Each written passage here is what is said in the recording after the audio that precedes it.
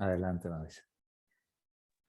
Muy bien, pues damos la bienvenida a todas y todos, nuevamente con ciertas normativas de lo que es esta dinámica, cómo somos, sabemos estamos en línea y cómo podemos interactuar a través de ella.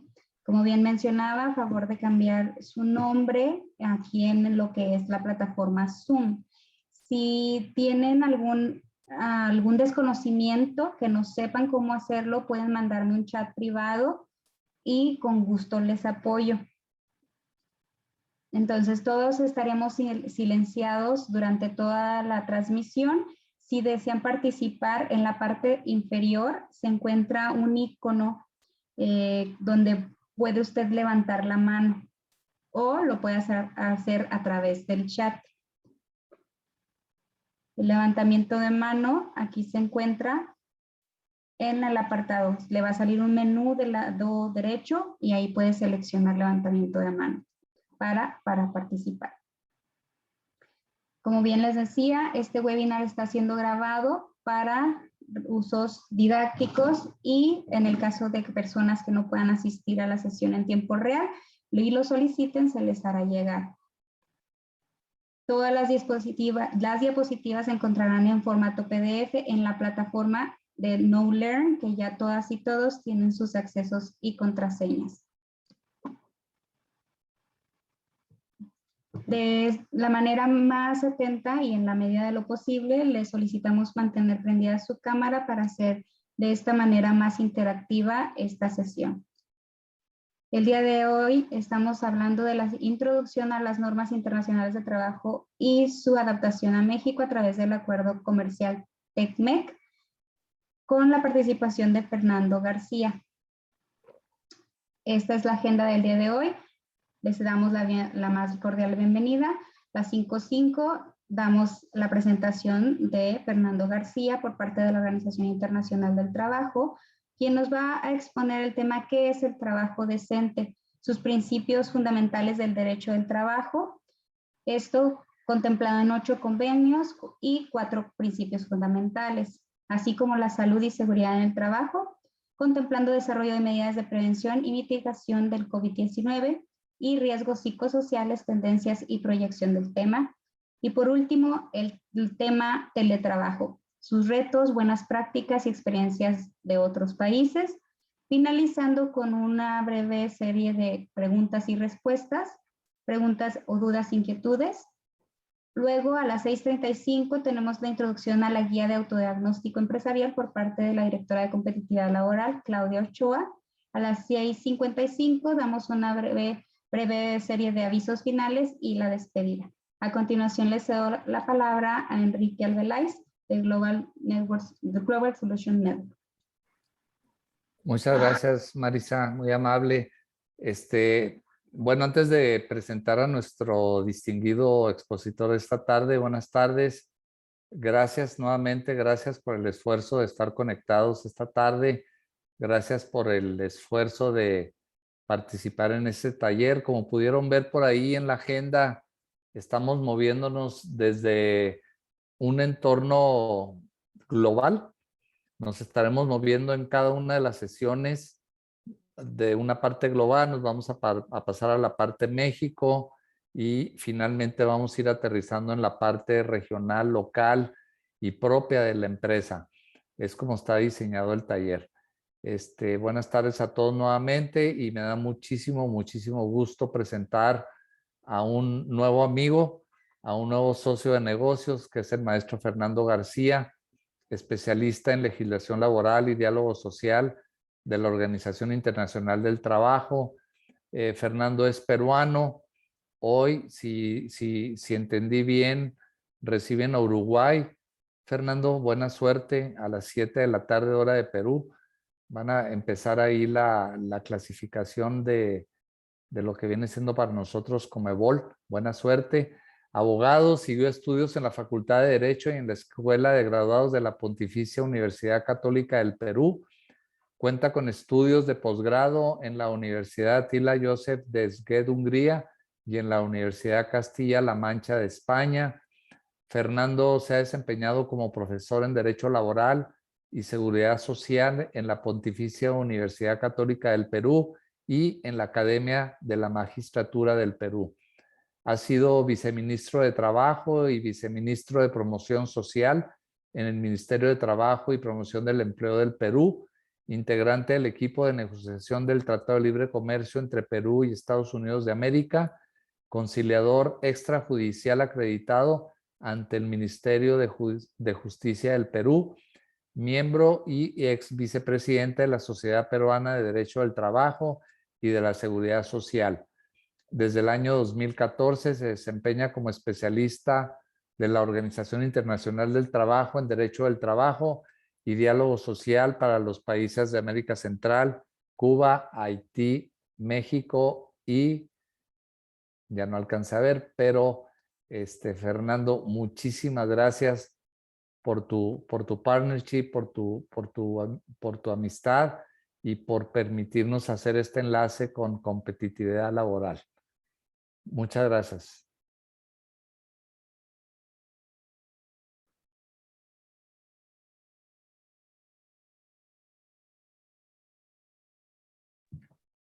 Fernando, creo que listo para tu presentación. Muchas gracias. Buenas tardes con todos y todas.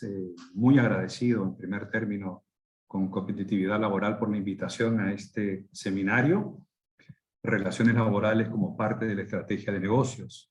Y además por permitir que la Organización Internacional del Trabajo tenga un espacio de presentación de los temas globales, de los temas regionales, de los temas nacionales que se presentan justamente en esta coyuntura en la que nos encontramos de hacer frente a una pandemia que ha originado naturalmente también una serie de incidencias normativas y medidas dirigidas justamente a los centros de trabajo, a los trabajadores y también con incidencia en la ciudadanía en general. De acuerdo a la asignación del tema, me corresponde tratar tres relativos al concepto de trabajo decente, que es un término muy reconocido a nivel internacional, que ya tiene una categoría incluso de estar registrado en tratados internacionales y en normas y políticas nacionales. El tema de la seguridad y salud en el trabajo a propósito de la prevención y mitigación de los riesgos frente a la COVID. Y en tercer lugar, una referencia a las respuestas que han tenido los países y los contenidos que trae el teletrabajo como una nueva modalidad en la que nos encontramos incluso durante este momento. De hecho, esta virtualidad está marcada justamente por una respuesta frente a la COVID-19. Y en este momento me encuentro en el Perú haciendo esta presentación y naturalmente muy gratificado de poder compartir tanto las experiencias que tenemos en la oficina, en la OIT, como las referencias a que podemos llegar con los conceptos que vamos a trabajar sobre trabajo decente, seguridad y salud en el trabajo y teletrabajo. Respecto al primer tema, y permítame entonces compartir una presentación para efectos de seguir una secuencia.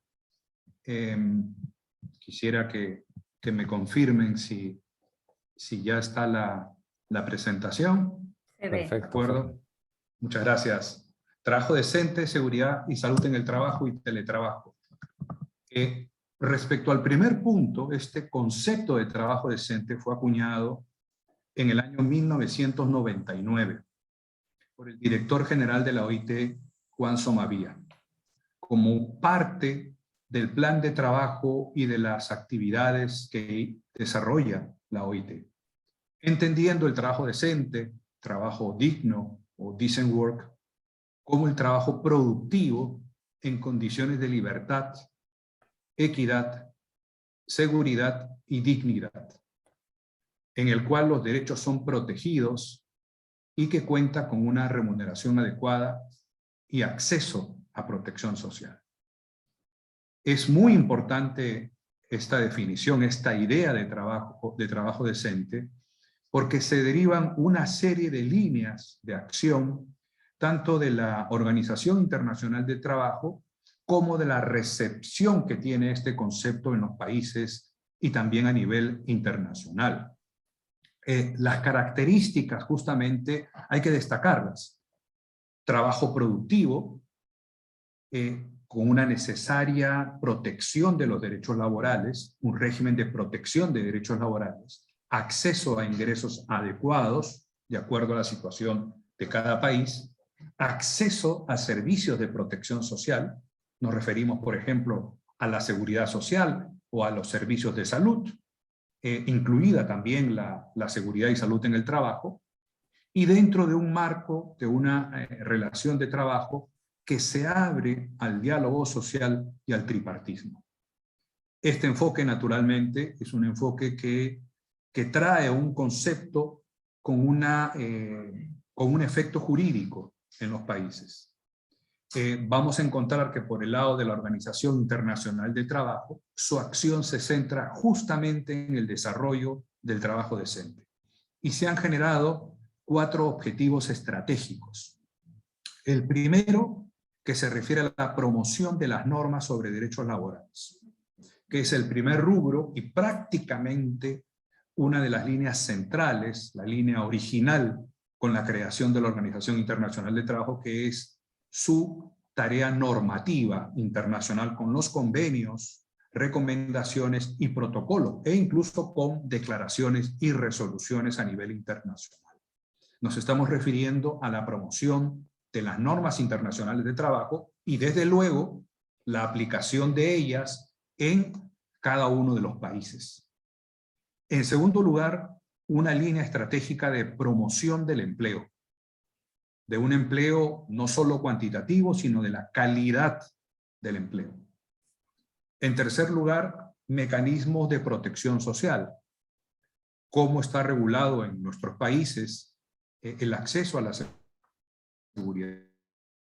¿Cuáles son los supuestos o riesgos que tienen cobertura? Como por ejemplo, atención médica por servicios de salud, o acceso a beneficios o prestaciones por desempleo, o acceso a beneficios por pensión de retiro, por ejemplo, invalidez, o prestaciones para los miembros de la familia. Igualmente, atención en los servicios de salud, que pueden estar habilitados en nuestros países. Es decir, estos objetivos estratégicos de trabajo decente son objetivos de la oficina, de la Organización Internacional de Trabajo, que se trasladan también a los países. Vamos a encontrar que justamente los convenios internacionales, las recomendaciones internacionales, las normas internacionales de trabajo, comprenden todos estos aspectos. Y el fomento del diálogo social. Y dentro de esta expresión diálogo social nos referimos a la promoción de todo tipo de consultas, intercambios, tratos entre trabajadores y empleadores a un nivel de la empresa, del centro de trabajo, lo que podríamos hablar de un diálogo bipartito que tiene su expresión también a través de la negociación colectiva, o bien de un diálogo social con instancias tripartitas que están constituidas en los países y que constituyen un mecanismo de consulta para la adopción de políticas sectoriales, de políticas regionales o políticas públicas. Estamos hablando de un diálogo social de carácter nacional que puede llegar efectivamente a consultas y que puede llegar también a acuerdos nacionales, a acuerdos que sustenten y le den legitimidad a las políticas públicas vinculadas a aspectos sociolaborales. vamos a encontrar, por ejemplo, también que la OIT tiene programas de trabajo decente con los países justamente en estas 4 áreas, en estos 4 objetivos. La promoción del cumplimiento efectivo y aplicación de las normas internacionales del trabajo y la legislación laboral, que es la primera línea que comentábamos sobre promoción de derechos laborales. La segunda es el establecimiento de políticas de empleo con el propósito de crear oportunidades de empleo, apoyar a los países en esta finalidad. Conceptos como empleabilidad, calidad del empleo y justamente entrar a apoyar algunos sectores o grupos que pueden requerir de un aporte, de un apoyo para su incorporación al mercado. En tercer lugar, la ampliación y el fortalecimiento de los mecanismos y sistemas de protección social, entendiendo esto como la seguridad o aquellos mecanismos, accesos a beneficios o prestaciones derivados del régimen existente en los países para apoyar la vida de las personas. Y en cuarto lugar, el fortalecimiento del diálogo social tripartito, bipartito igualmente, tanto a través del desarrollo de competencias de las organizaciones de empleadores y de los trabajadores. Hay que advertir que en el caso de la Organización Internacional del Trabajo es una agencia del Sistema de Naciones Unidas formada y constituida de modo tripartito.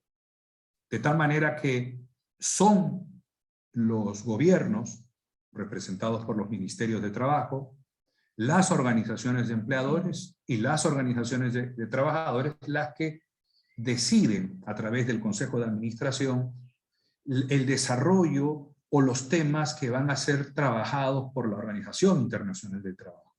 Y esta es una de sus finalidades, apoyar al tripartismo y apoyar a los actores o constituyentes de la OIT, justamente que son la base del sistema de relaciones laborales y la base en la existencia o acuerdos de políticas, programas de desarrollo sociolaboral.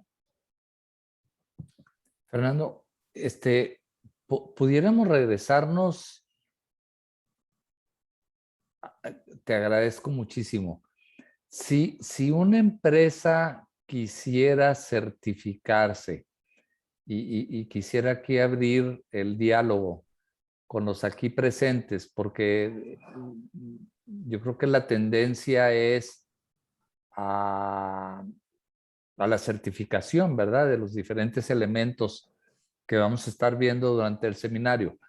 Si una empresa quisiera certificarse en el elemento de trabajo decente y volteamos a ver estos 4 puntos, ¿cómo pudiéramos aterrizar en el día al día?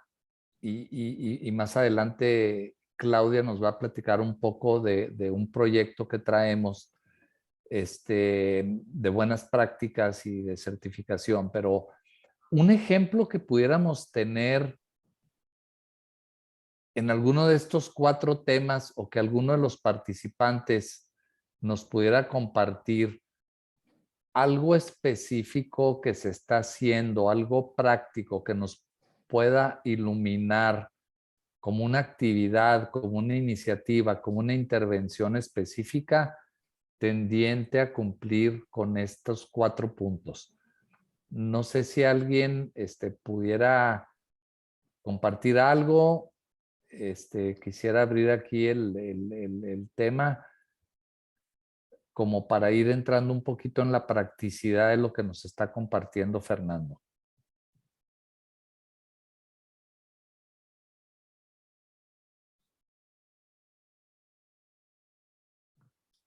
Si me permites, van a encontrar que cuando se habla de promoción del cumplimiento efectivo y aplicación de las normas internacionales y de la legislación laboral, vamos a tener ahí toda la regulación interna del país. En el caso de la OIT, como se avanzó el día martes pasado en la presentación, los convenios internacionales se dividen en tres grupos: convenios fundamentales, convenios prioritarios y convenios técnicos. Todos ellos sirven de marco, de referencia, de inspiración y en algunos casos forman parte ya de la legislación nacional, o sea, son mandatorios en el país cuando son ratificados por el Congreso Nacional, por la Asamblea Legislativa. Entonces vamos a encontrar aquí por un lado que la promoción del cumplimiento normativo pasa por los convenios internacionales ratificados en el país, más la legislación nacional, la legislación de carácter general, e incluso la legislación de rango inferior a la ley, como los decretos o reglamentos. Todo ello forma parte de lo que sería el marco normativo a cumplir. Y naturalmente la ley se cumple, no puede ser exonerada en su cumplimiento.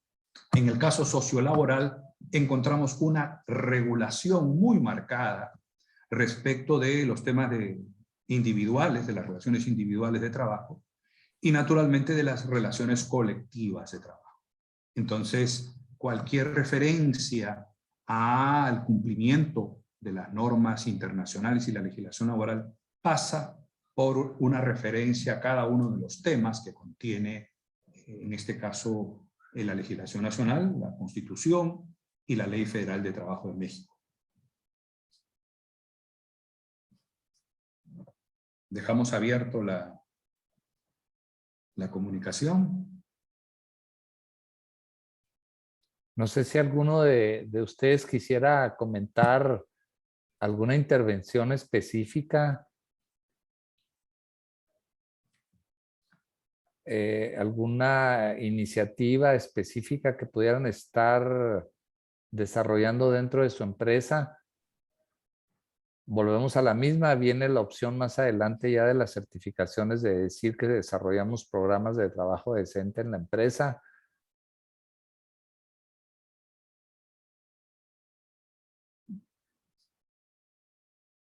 Sí, si me lo permiten, quisiera ya nada más para concluir, si no pudiéramos ahorita abrir el diálogo, pero una intervención muy específica pudiera ser el programa que estás desarrollando en tu empresa en materia de diversidad e inclusión. Yo creo que es un tema que viene empujando muy fuerte en México. Yo creo que en los últimos 5 a 8 años ha venido evolucionando muy fuerte.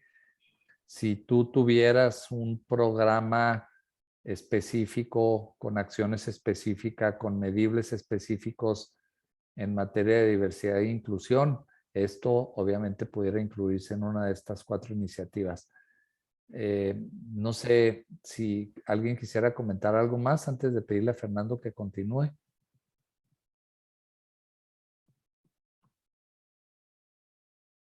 Adelante, Fernando. Gracias, seguimos. Sí, muchas gracias. El concepto de trabajo decente, que fue acuñado en el año 1999, será en un marco, en un contexto de globalización, de acuerdos que se habían suscrito también a nivel internacional, una declaración para el desarrollo social, por ejemplo, de Copenhague, y en el año 1998 se adopta una declaración referida a los derechos fundamentales en el trabajo y su seguimiento en la Conferencia Internacional del Trabajo de junio de 1998. La importancia que tiene esta declaración es que reconoce como principios relativos a derechos fundamentales a 4. Ya fueron iniciada la revisión de estos contenidos en la sesión pasada. Y estos 4 principios ya recogidos en la declaración aprobada de modo tripartito son la libertad de asociación y la libertad sindical, y el reconocimiento efectivo del derecho a la negociación colectiva, la eliminación de todas las formas de trabajo forzoso o obligatorio, la abolición efectiva del trabajo infantil, la eliminación de la discriminación en materia de empleo y ocupación. Y ciertamente vale la pena mencionar que esta declaración es de aplicación para todos los países, independientemente de la ratificación o no del convenio, de los convenios que están contenidos en estas líneas, porque aquí se está haciendo referencia a 8 convenios internacionales y a estos 4 principios relativos a los derechos fundamentales. Y los miembros, aun cuando no hayan ratificado los convenios, tienen el compromiso de su aplicación por su pertenencia a la organización. Vamos a encontrar también que los tratados de libre comercio hacen referencia a los derechos internacionalmente reconocidos y hacen referencia expresa también a esta declaración de la Organización Internacional del Trabajo. Más aún, vamos a encontrar que el punto 5 de la declaración hace una referencia vinculada al comercio internacional, en el sentido de que no deberían utilizarse las normas de trabajo con fines proteccionistas y que no puede generarse una ventaja comparativa en el interés de no generar un dumping social. Es importante y prácticamente esta declaración presenta, como mencionábamos anteriormente, ya una caracterización de los principios y derechos fundamentales, incluso algunos ya reconocidos en la Declaración Universal de Derechos Humanos, en el Pacto Internacional de Derechos Civiles y Políticos, en el Pacto Internacional de Derechos Económicos, Sociales y Culturales, y también en instrumentos internacionales de nuestra región. De tal manera que además de ser reconocidos internacionalmente como convenios ratificados en el país, también pueden ser objeto de requerimiento y de seguimiento interno a través de los jueces, e incluso podrían ser reconocidos también a nivel supranacional, ya en instancias jurisdiccionales fuera de nuestros países. Estos convenios internacionales siguen cada uno de los principios mencionados: el convenio sobre libertad sindical y protección del derecho de sindicación, el convenio sobre derecho de sindicación y de negociación colectiva. En el caso de la eliminación de las formas de trabajo forzoso obligatorio está el convenio sobre trabajo forzoso y el convenio sobre la abolición del trabajo forzoso. En el caso del trabajo infantil se encuentra el convenio de edad mínima y el convenio sobre las peores formas.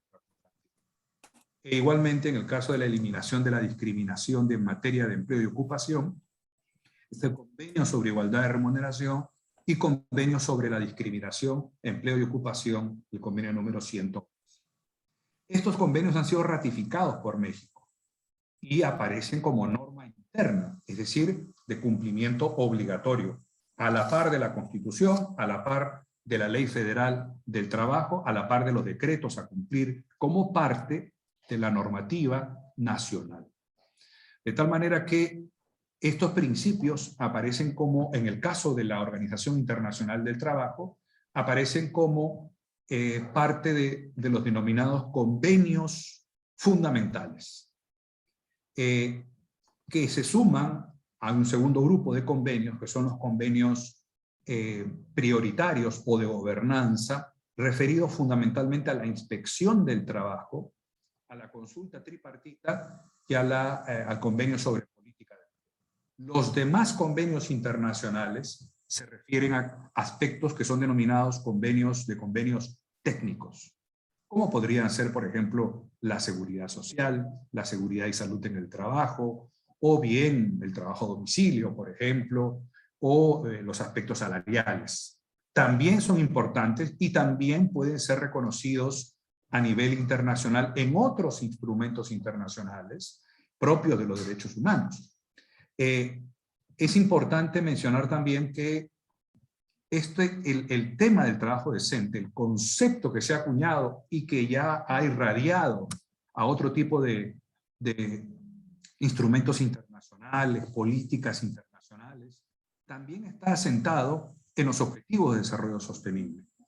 Van a encontrar ustedes que el objetivo 8 de desarrollo sostenible se refiere justamente a trabajo decente, vinculado al crecimiento económico.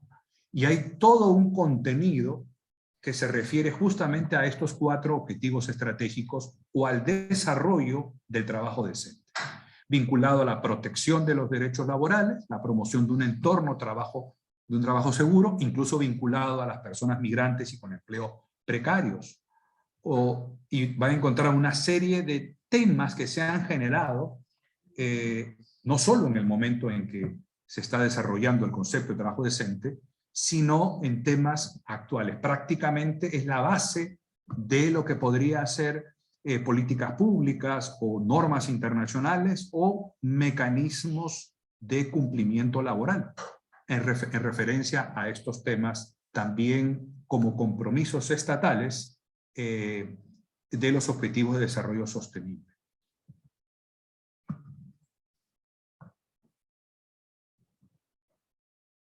Este tema del trabajo decente, por cierto, vamos a ver que tiene una incidencia en la protección social, en los mecanismos de acceso a la seguridad social, en los mecanismos que tienen los estados para acceder también a la seguridad social y, por cierto, a aspectos que tienen que ver con la seguridad y salud en el trabajo, que sería el segundo tema que me permitiría presentar a modo de compartir, en primer lugar, que con ocasión de la COVID-19, la pandemia, la Organización Internacional del Trabajo destacó 4 áreas en las cuales se podía hacer frente a la situación generada por la pandemia. Por las afectaciones que se venían presentando y se vienen presentando, propone 4 marcos de políticas y naturalmente de medidas concretas. En primer lugar, la estimulación de la economía y el empleo, ¿no? A través de medidas fiscales activas, políticas monetarias, préstamos y ayuda financiera a sectores específicos, incluido el sector de la salud. El segundo marco de políticas, el segundo pilar, se refiere a apoyar a las empresas, los empleos y los ingresos. Extender la protección social a todos los integrantes de la sociedad, aplicar medidas de mantenimiento del empleo y ofrecer a las empresas apoyos financieros o fiscales u otras medidas de reducción del impacto de la crisis económica generada por la pandemia. Y en tercer lugar, los aspectos vinculados a la protección de los trabajadores en el lugar de trabajo. En este pilar, la OIT identifica el refuerzo de las medidas de seguridad y salud en el trabajo. La adaptación, por ejemplo, de nuevas modalidades de trabajo, como podría ser el teletrabajo. Evitar la discriminación, permitir el acceso a la sanidad para todos y, por ejemplo, ampliar el recurso para las licencias en el caso de aquellos trabajadores que no podían prestar servicios bajo la modalidad de teletrabajo, por ejemplo. Y naturalmente buscar soluciones a través del consenso, a través de las consultas, a través de la participación y del diálogo social, de tal manera que se pueda fortalecer la capacidad de los actores para afrontar esta situación de crisis. Y naturalmente a través de la negociación colectiva o de los mecanismos de relaciones laborales que permitan una participación de los actores sociales. Y en este caso del pilar 3 nos encontramos ya el tema de la seguridad y salud en el trabajo o de las medidas que podrían adoptarse frente a la COVID. Y aquí, si me permiten, yo quisiera destacar 4 temas. El primero es que también, como parte de los objetivos de desarrollo sostenible, se encuentra un compromiso estatal referido a la seguridad para todos, la seguridad y salud en el trabajo. Este punto está en Agenda 2030 para el Desarrollo Sostenible y se refiere al objetivo 3 de garantía de una vida sana y bienestar para todos en todas las edades y se vincula al objetivo 8 que tiene una referencia a un trabajo seguro. Ya en junio del año 2019 se adoptó una declaración en la Organización Internacional del Trabajo, una declaración para el futuro del trabajo. Esta declaración exhorta a los miembros para que colaboren individual y colectivamente a través del diálogo social con un enfoque del futuro del trabajo. Este tema del futuro del trabajo y trabajo decente permitiría identificar cuáles son las proyecciones o cómo afrontar la situación actual de cara a los retos o a las situaciones que puedan presentarse en nuestros países con ocasión de las líneas que tendría el futuro del trabajo. Y uno de los puntos destacados ya en junio de 2019 fue la incorporación de la seguridad y salud en el trabajo como parte de un conjunto de mecanismos de protección que se han identificado como el respeto a los derechos fundamentales, un salario mínimo adecuado establecido por ley o negociado, los límites máximos al tiempo de trabajo y la seguridad y salud en el trabajo. Es decir, que en los programas de trabajo decente pueda incorporarse ya la seguridad y salud en el trabajo como un mecanismo o un principio, una práctica de carácter esencial. No es nuevo el tema de la seguridad y salud en el trabajo en la Organización Internacional del Trabajo, por cierto. Ya incluso en cuanto a futuro del trabajo, el informe que se promovió por la OIT luego de esta declaración de futuro del trabajo, contenía 3 ejes de acción y 10 recomendaciones técnicas para una inversión en trabajo decente y sostenible, una inversión en las capacidades de las personas y una inversión en las instituciones del trabajo. Y justamente el punto 5 se refería al establecimiento de una garantía laboral universal, tanto de acceso a los servicios de salud como de acceso a la seguridad y salud en el trabajo. Y se relaciona ciertamente con los convenios internacionales o las normas internacionales sobre seguridad y salud en el trabajo, que también tienen principios básicos en seguridad y salud en el trabajo, recogidos en los convenios internacionales, cobertura de riesgos específicos, sectores específicos también. En riesgo vamos a encontrar algunos referidos a riesgos biológicos, por ejemplo, o en sectores a construcción. Pero yo quisiera referirme aquí a que la OIT tiene más de 40 normas internacionales del trabajo que abordan justamente estos riesgos y los principios, que podríamos hablar de la seguridad y salud en el trabajo, de los cuales, en el caso de México, se ha ratificado el convenio 155 y el convenio 161 sobre seguridad y salud de los trabajadores y los servicios de salud.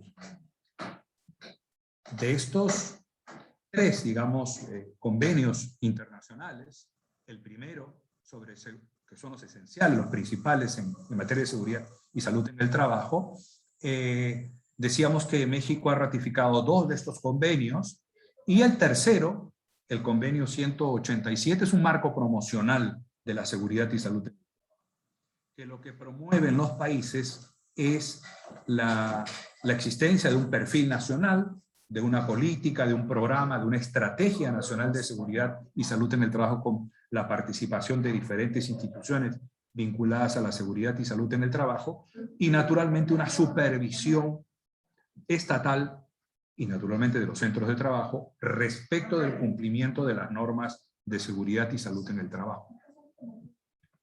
En el caso de la OIT se han presentado una serie de informes técnicos y recomendaciones, guías para las empresas, para las fábricas, para el sector empleador, para el sector trabajador y para los estados, a propósito de lo que vendría a ser el principal instrumento o respuesta para la prevención o mitigación de la COVID en los lugares de trabajo. ¿Cuál es esta respuesta? ¿Cuál es este mecanismo? Es la elaboración de un plan, de un protocolo interno en los centros de trabajo que permita una prevención y una reducción de los riesgos.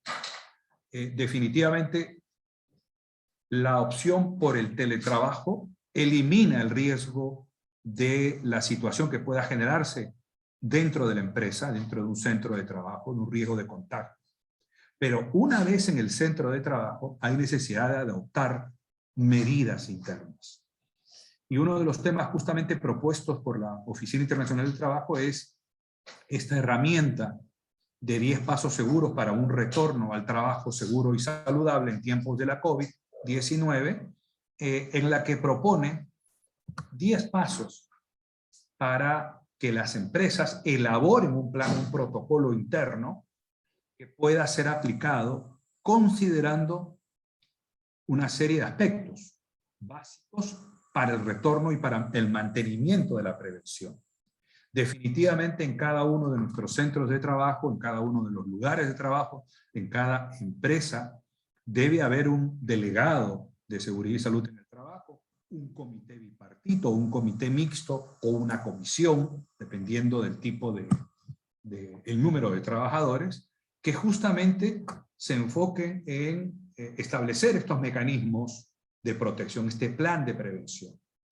Y diferentes protocolos fueron aprobados por los países, todos ellos en el interés de que los centros de trabajo pudieran tener y seguir normas de prevención.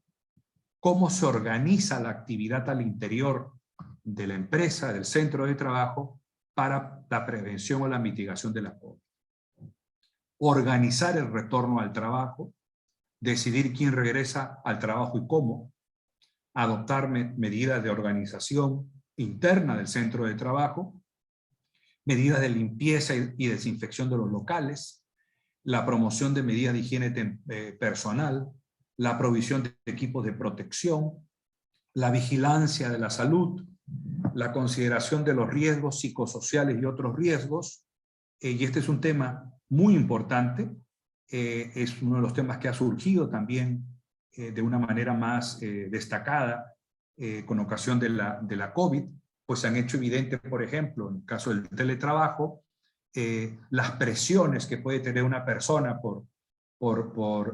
bien por la tecnología, por el tecnoestrés, o por generar una situación que no puede manejar internamente, en tanto que siga aislado, con las medidas de cuarentena, por ejemplo, o bien que el centro de trabajo deba adoptar medidas para mejorar la situación personal de lo que podrían ser estos riesgos, estas situaciones de ansiedad o estrés grave, falta de adaptación, derivado de las funciones que desarrolla el trabajador, o bien del entorno que se genera, sea a través de las jefaturas, sea a través incluso de algunos elementos externos en el centro de trabajo.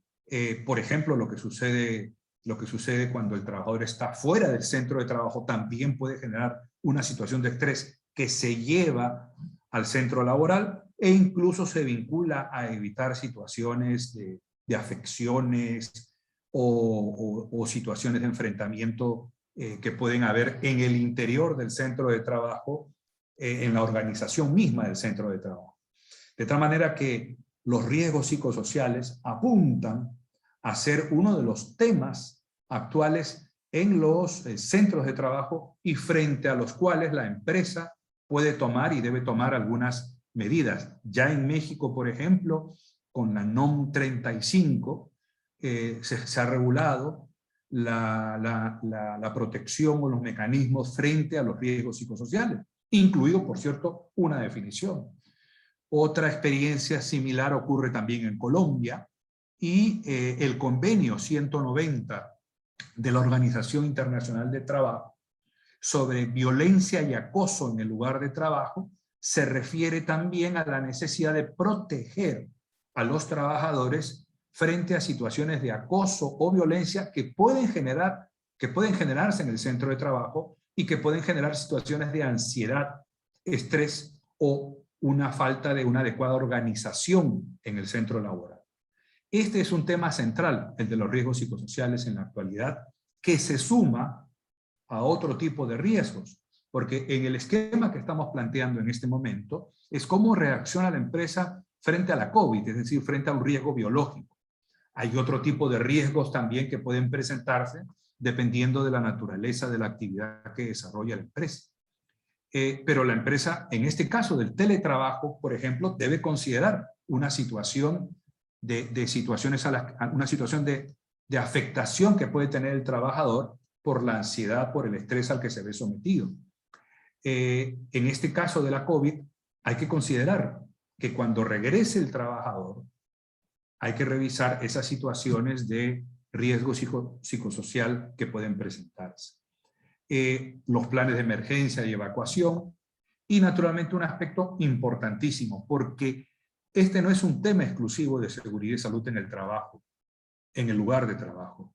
Es un tema de reapertura económica, es un tema que involucra una continuidad de las operaciones de los centros de trabajo, una continuidad de los puestos de trabajo, de tal manera que el regreso a trabajar al centro de trabajo debe ser en condiciones de protección, de prevención de la COVID-19. Incluso cuando la empresa haga un protocolo o hace un plan de prevención, debe tomar en consideración a los trabajadores, naturalmente, incluso dónde prestan sus servicios, la distancia social, o por ejemplo, dónde toman sus alimentos, las horas de refrigerio, si van a venir, por ejemplo, si van a estar en lugares abiertos. Todo ello supone una organización interna de la empresa. Y ya no es un tema exclusivo de cumplir con las medidas dictadas por la Secretaría de Salud o por la Secretaría de Trabajo. Es un tema que se vincula a la existencia de la operación misma de la empresa. De tal manera que en este caso, un requisito para la continuidad es el cumplimiento de las medidas de seguridad y salud en el trabajo. Y en este caso particular, la protección frente a la COVID. Y no es solo hacer el plan. Es necesario hacer un monitoreo y un seguimiento de ese plan y de esas medidas que se adopten. Es un plan vivo. Y ahora, en la actualidad, es un plan que los países exigen a las empresas. No solamente lo exigen el registro, su presentación frente a las autoridades vinculadas a la seguridad y salud en el trabajo, y también se abren a una supervisión que pueda haber del cumplimiento de este plan o la adopción de medidas de prevención frente a la COVID en el lugar de trabajo. De tal manera que hay necesidad de monitorear y actualizar las medidas de prevención y control que tenga el centro de trabajo frente a la COVID. Vamos a encontrar también que lo que se plantea en ese plan, en ese protocolo de actuación de la empresa, de organización de la empresa, es en el fondo una evaluación de riesgos que todas nuestras empresas deben hacer, sector público, sector privado. Y las reglas de la evaluación de riesgos ya es un tema que va a ser, que requiere una participación no solo de los representantes de la empresa, y no solo de los comités de seguridad y salud, comités bipartitos al interior de los centros de trabajo, sino de todos los trabajadores. Y decimos más, el plan que tenga la empresa también se aplica a los terceros, proveedores, a quienes están, por ejemplo, contratados bajo otra modalidad, trabajadores autónomos, o bien trabajadores que prestan servicios independientes, o bien trabajadores que están de otras empresas que pasan por el centro de trabajo, los clientes y los visitantes. Entonces, ese plan es un plan que atañe directamente al centro de trabajo. Es un plan de prevención de riesgos para el centro de trabajo. Las empresas también tienen restricciones o medidas que generan recomendaciones para que el trabajador, cuando vaya a su domicilio y cuando esté en su domicilio, también siga las prevenciones. Porque no basta tener las medidas en el centro de trabajo, sino que el trabajador debe también cumplirlas en su domicilio y debe informar a la empresa cualquier situación que pueda generarse respecto de un contagio o algunos síntomas. Y la empresa debe tener internamente también algún protocolo de actuación frente a esta situación. Hay empresas que incluso incluyen en los protocolos las medidas de protección para el traslado, cuando este se desarrolla a través de vehículos proporcionados por la empresa, pero es una forma de vincular no solo el centro de trabajo, sino con la responsabilidad o actuación que tiene el trabajador y su familia fuera del centro de trabajo. Y el plan de riesgo supone hacer una evaluación de los riesgos existentes en la empresa para preparar el centro de trabajo, que pasa necesariamente por una jerarquía del control de riesgos, desde la eliminación del riesgo, que es no estar en el centro de trabajo, por ejemplo, con una medida de teletrabajo, elimina el riesgo de un contagio, de otras medidas que pueden adoptarse ya internamente con la afluencia de los trabajadores y del público en la empresa. O la reducción, son medidas de organización que reducen justamente esta posibilidad de contagio. Medidas de ingeniería, barreras de separación y ventilación, medidas de organización, redistribución de puestos o ubicación, entrada y salida escalonada, por ejemplo, medidas de limpieza y desinfección, equipos de protección personal, que podrían reducir el contagio, pero no lo eliminan. Entonces, es importante que la base de este esquema sea esta jerarquía, esta evaluación de riesgos. Y esta evaluación de riesgos también es necesaria hacerla en el teletrabajo, porque igualmente constituye un lugar de trabajo expuesto a riesgos y expuestos también a que el trabajador pueda requerir de una atención médica. En esta identificación de los peligros, esta es una secuencia que se sigue para una evaluación de riesgo en las empresas. Y esto es propio de la prevención o de los prevencionistas en seguridad y salud en el trabajo. Enrique, si hay algún comentario con total apertura antes de pasar a la tercera parte de esta presentación. No sé si tengan alguna duda en cuanto a los temas que hemos estado viendo, sobre todo salud y seguridad en el trabajo. Estaremos comentándoles al final. Bueno, adelante Daphne, te cedemos la palabra. Ok, muchas gracias. Una pregunta. Me queda claro que el gobierno sí está implementando todo este tipo de medidas, porque trabajo para una oficina de gobierno y tenemos, pues ahora sí que un horario dividido, vamos algunos días, la capacidad pues está a un porcentaje menor, pero no sé si estén haciendo algo para que las empresas también implementen esa situación. Por ejemplo, mi oficina es una oficina muy pequeña, somos nada más 4 empleados y cada quien tiene su oficina, entonces no batallamos en cuestiones de tomar medidas de sanidad. Pero, por ejemplo, en la maquila, pues obviamente empiezan a regresar todos a trabajar, el transporte pues deja de tener su sana distancia porque empiezan las maquiladoras, dicen, bueno, ya tenemos que regresar todos a trabajar y no nos es costeable pagar un camión que vaya a un 50% de su capacidad. Entonces, ¿qué están haciendo para que el gobierno obligue a las empresas para que tomen esas medidas?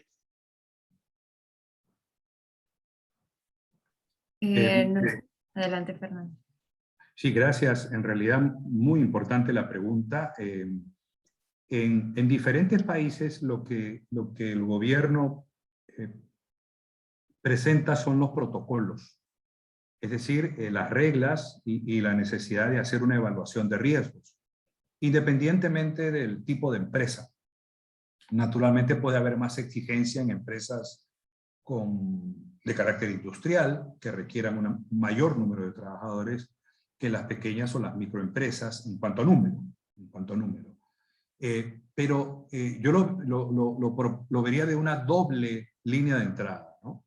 Por un lado, en lo que se refiere a las medidas a cumplir establecidas por el gobierno en los países, que van por el lado de los protocolos, de que cada empresa realice una evaluación de riesgos, de que esta evaluación de riesgos y el plan de prevención pueda tenerse a la mano, justamente como requisito de continuidad de operaciones, porque son reglas que hay que cumplir, aunque en este caso las reglas son necesarias para la prevención interna y además para la continuidad de la operación. No es un tema exclusivo, decíamos, de seguridad y salud, sino es un tema de continuidad de operaciones.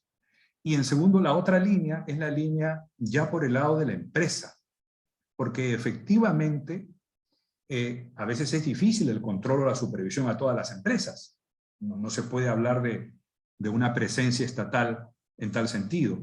Algunos países han generado registros o han actualizado sus registros a través de plataformas electrónicas, registros, por ejemplo, de los comités mixtos, los comités bipartitos, que tienen que ser informados, constituidos e informados. Y en segundo lugar, registros de los planes de prevención que se realicen por estos comités bipartitos. Estos comités bipartitos lo que hacen es tener un plan referido justamente a estas materias. En el caso que planteaba Dafne sobre la empresa que puede tener 4 trabajadores y que tiene espacio, pues definitivamente ahí uno tiene mayor facilidad para el trabajo. No es un tema central, no se discute sobre ese tema, pero sí hay necesidad de tener ciertas medidas adoptadas, ¿no? Es decir, por ejemplo, que se haya revisado el centro por ustedes, ¿no? El centro laboral, y que se aclare cuál es el distanciamiento social, cómo se va a realizar la entrada, evitar cualquier tipo de situación que pueda generar o sea, mejorar, digamos, los niveles de control y la prevención. Esto sí es, por el lado de la empresa, una necesidad a cumplir, independientemente del control, la supervisión que pueda darse por parte del Estado. Entonces, tendría esas dos líneas. Por un lado, lo que podría hacer el Estado, y por otro, sí el interés que debe haber en las empresas de contar con un plan adecuado. En el caso de empresas que como la Maquila tienen una línea en el cual siguen, además de los traslados naturalmente, y que generan la concurrencia de un número importante, hemos encontrado casos en los países en los cuales hay planes preparados para el retorno, ¿no? Aunque naturalmente pueden haber situaciones como las que comenta Dafne, en el que el traslado tenga que hacerse de modo conjunto. Igualmente hay necesidad de ponderar y evaluar esa posibilidad de contagio. Es una responsabilidad para la empresa, no es una cuestión exclusivamente estatal. Y más bien habría que verlo como una necesidad de considerar, de ponderar, de tener espacio para revisar justamente esos planes de prevención al interior de la empresa, como parte de la gestión empresarial. Muchas gracias, Fernando. Muy buena pregunta. Gracias, Dafne.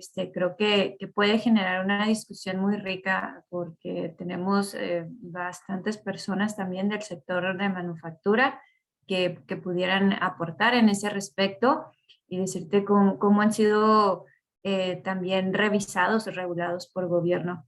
Adelante, Iris, ¿tienes una pregunta? Sí, hola, buenas tardes. De hecho, era hacer un poquito de aportación a lo que comentaba y preguntaba Dafne.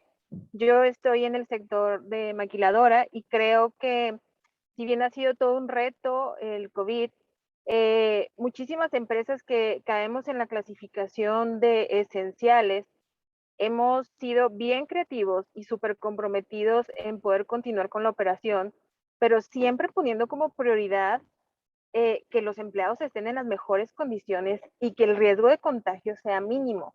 Ahorita que se estaban explicando todos los puntos que deberíamos de contemplar al momento de reactivar operaciones ante el COVID, la verdad me sentí hasta cierto punto orgullosa porque en la empresa en donde yo estoy se cumplieron todos esos puntos. Se tiene el protocolo de regreso seguro, se han implementado infinidad de protocolos. El transporte personal solo puede llevar al 50% de su capacidad. Eso implica que hay una sana distancia entre los empleados. Los empleados incluso nos los han expresado de que se sienten seguros de estar trabajando ahí porque pues se ha sido bastante generoso en todo el protocolo, ¿no? Entonces creo que el sector maquilador sí ha estado muy comprometido en cubrir todas las necesidades de los empleados y que gobierno sí ha participado porque como empresas que hemos querido o necesitamos continuar con nuestra operación porque somos esenciales y nuestro producto es fundamental, incluso en el sector farmacéutico, hemos sido sujetos a auditorías por parte de la Secretaría de Trabajo y nos revisan y nos hacen inspecciones para verificar que efectivamente estemos cumpliendo con todos estos protocolos que hemos presentado en papel. Al final de cuentas son protocolos vivos, son protocolos que se hacen y se siguen y que incluso se lleva una revisión diaria de cada uno de ellos. Entonces, sí, el gobierno ha hecho una parte y la empresa o la industria privada también ha estado muy comprometida con los empleados, al menos en lo que yo he visto aquí en la ciudad en donde yo estoy. Muchas gracias, Iris. ¿De dónde nos acompañas? De FR Tecnologías de Flujo Corporativo Emerson, Chihuahua. Chihuahua. Muchas gracias, Iris. No, de nada. Muy buena aportación también. Precisamente yo que he estado trabajando, que me han incluido algunas de las empresas aquí presentes también, es muy grande el esfuerzo que han hecho por mantener todos este tipo de lineamientos. Han sido inspeccionadas muchísimas veces hasta el grado de que se ha creado un distintivo de empresas seguras COVID junto con gobierno del estado para aquellas empresas que cumplan con todos estos aspectos de prevención. Se les permitía operar con un poco más de capacidad instalada porque pues eran tantas las medidas que tenían que eran literal centros seguros, ¿no? Igual también en el tema de transporte, gobierno del estado ya emitió un comunicado donde permitió aumentar el aforo, que aunque muchas empresas pues han seguido al 50%, ¿no? Y esto pues ya legalmente ya está permitido, también por la cantidad de precauciones que han visto en estas inspecciones que han tomado. Entonces, bueno, no sé si tengan algún otro comentario, si quieren seguimos con la presentación de Fernando para irnos en tiempos. Gracias. Bien, muy interesantes realmente las experiencias. Uno de los temas que plantea el convenio 155 sobre seguridad y salud en el trabajo es justamente la prevención, ¿no? El hito de la prevención aparece justamente en el convenio antes que la prioridad de la reacción. Entonces los mecanismos de mejora continua de las empresas se dirigen justamente a la prevención. Y la inversión en la prevención supone justamente la reducción de los efectos negativos que pueda tener la producción de daños en la empresa. En este caso, la prevención, la línea de trabajo de los protocolos o de establecer estos planes, justamente apuntan a ello, a la prevención, en este caso, de los riesgos de la COVID. Y efectivamente es un plan que debe ser vivo, porque es en cada momento en el que hay que revisar no solo las medidas, sino la renovación de esas medidas. Porque claro, en algún momento puede haber alguna situación que genere esta indefensión o la exposición a un contagio. Muy interesantes realmente las experiencias. El tercer tema que teníamos en esta presentación es el del teletrabajo, al cual prácticamente nos hemos visto inmersos con esta pandemia, ¿no? Como una respuesta frente a las medidas de cuarentena, a las medidas de restricción de movilización en nuestros países, y esta ha sido una situación que se ha presentado en todo el mundo, no solo en algunos países, sino en todo el mundo prácticamente. Vamos a encontrar que en el caso de América, y me refiero a la América podemos incluir también a la América del Caribe, voy a hacer referencia aquí, hay 14 países que han modificado o establecido nueva regulación normativa sobre teletrabajo, como una primera respuesta frente a una situación de la COVID. Pero también, en realidad, las medidas también fueron decretadas a nivel del sector público y también fueron establecidas por las empresas privadas. Entonces, hay una situación en la que nos hemos visto inmersos, incluidos con estas restricciones sanitarias frente a la COVID.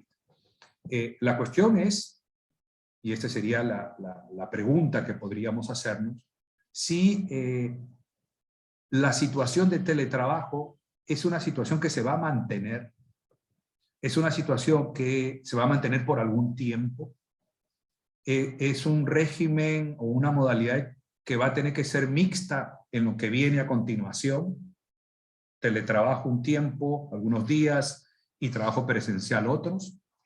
Yo entiendo que desde el sector empresarial, desde cada una de nuestras empresas, hay necesidad de hacer esa evaluación y esa proyección.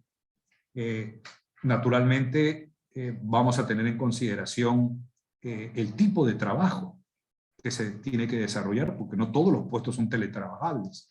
Pero esta experiencia, que aún continúa con cierta línea de incertidumbre, porque cuando se empezó se señaló en los países, esto será por un tiempo, y se fue prolongando y prolongando la situación de emergencia en los países. Incluso hay otros que van a retornar a medidas de restricción justamente con la tercera ola del contagio de la COVID. Entonces, permítame tener algunas apreciaciones sobre el teletrabajo desde el punto de vista de los estudios también que ha realizado la Organización Internacional del Trabajo a nivel regional y global. En primer lugar, interesa distinguir estos tres conceptos que podríamos abordar a través del trabajo a distancia, es decir, fuera del local donde se presta el servicio presencial, que puede ser el trabajo a domicilio, aunque el trabajo a domicilio es un concepto que involucra una actividad fuera del lugar de trabajo del empleador, pero que puede ser en el domicilio del trabajador o que puede ser en un lugar decidido o acordado por las partes, diferente al lugar de trabajo regular. Y el teletrabajo que es también en un lugar diferente, pero que tiene una característica que la define, que es el trabajo realizado con aporte de las tecnologías de la información y comunicaciones. Eso es lo que caracteriza el teletrabajo. Son dos requisitos. El primero, que se realice en un lugar fuera de las instalaciones de la empresa, de la fábrica, del lugar de trabajo, del centro laboral. Y el segundo, que se realiza con el apoyo de las tecnologías de la información y comunicación. Y este, naturalmente, es un concepto que puede encontrarse tanto a nivel jurídico, a nivel normativo, como también a nivel común de nuestra experiencia. El trabajo a distancia refleja un carácter externo del trabajo realizado fuera del centro laboral, que podría ser la sombrilla, el género. El trabajo a domicilio es un trabajo que una persona realiza en su domicilio o en un lugar distinto a los locales del empleador, a cambio de una remuneración para prestar un servicio o elaborar un producto. Y este concepto está también en un convenio internacional, el convenio 177 de la Organización Internacional del Trabajo sobre trabajo a domicilio. Y en tercer lugar está el teletrabajo, que se refiere a una prestación de servicios fuera, pero con el soporte fuera de las instalaciones del lugar de trabajo, con el soporte o apoyo de las nuevas tecnologías de la información y comunicación, que es un concepto que está incluso contemplado en el diccionario de la Real Academia Española. Trabajo que se realiza desde un lugar fuera de la empresa, utilizando la telecomunicación para cumplir con las cargas laborales asignadas. Naturalmente que desde el punto de vista empresarial, lo que interesa es ver cómo se organiza el teletrabajo. Porque ahora nos hemos visto inmersos en el teletrabajo prácticamente en una situación mandatoria, pero en realidad el teletrabajo que ya existía y que tenía una utilización parcial en los países, dependía de una decisión de organización empresarial, o depende de una organización empresarial, de una decisión que supone la definición de cuáles son los puestos teletrabajables, cómo van a ser los reportes, cuál va a ser la organización del trabajo, cómo se va a realizar la jornada, cuál es el tipo de comunicación que hay de ida y de regreso para el trabajador. Es decir, hay toda una decisión interna de la empresa para llegar al teletrabajo, y es el régimen regular. Ahora, con el teletrabajo, prácticamente algunos países incluso han creado una nueva terminología para el teletrabajo obligatorio. Hay quienes lo denominan trabajo remoto o trabajo mandatorio. Pero en todo caso, lo más importante es que ha tenido una recepción normativa y fundamentalmente una recepción práctica.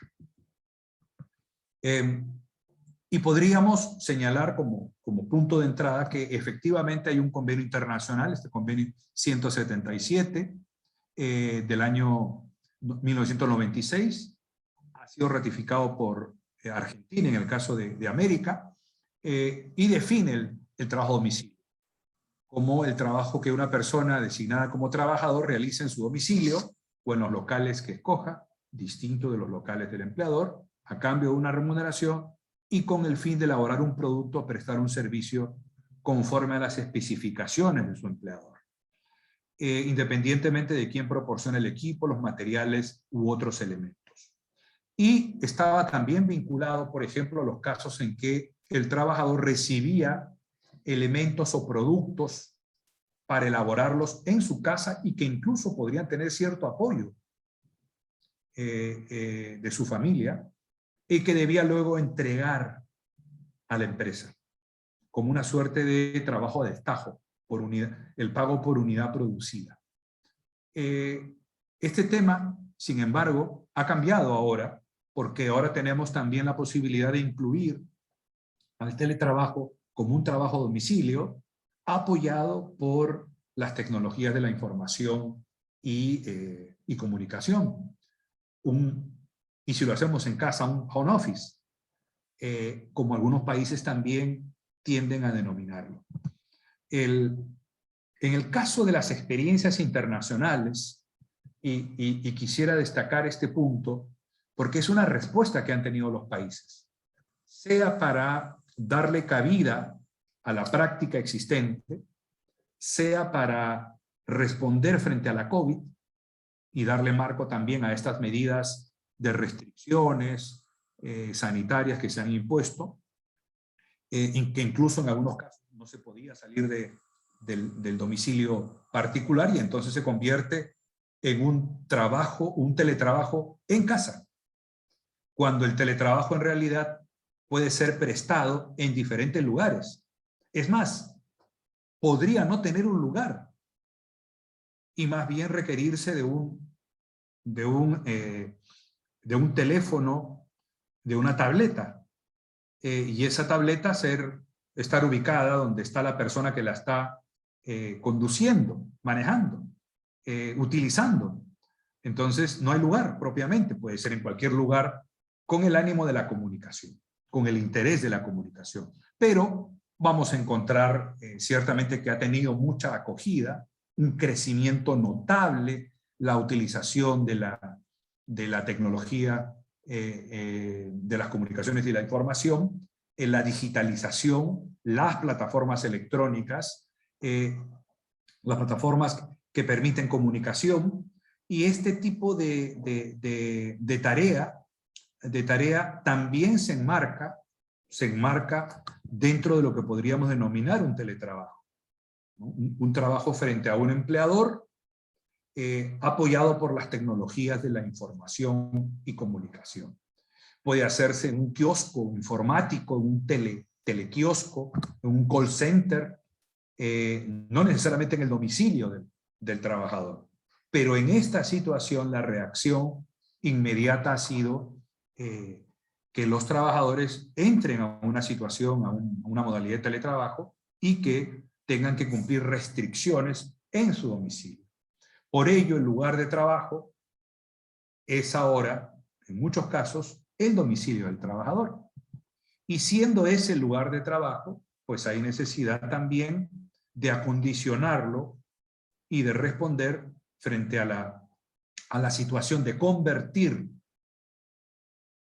una parte de su casa, de su domicilio, en oficina o en un espacio que permita prestar un servicio, que puede ser de diversas maneras, sea a través de comunicaciones, sea a través de un trabajo directo en la computadora, en diversos formularios, en algunas plataformas, en algunas aplicaciones, y que sea un puesto teletrabajable.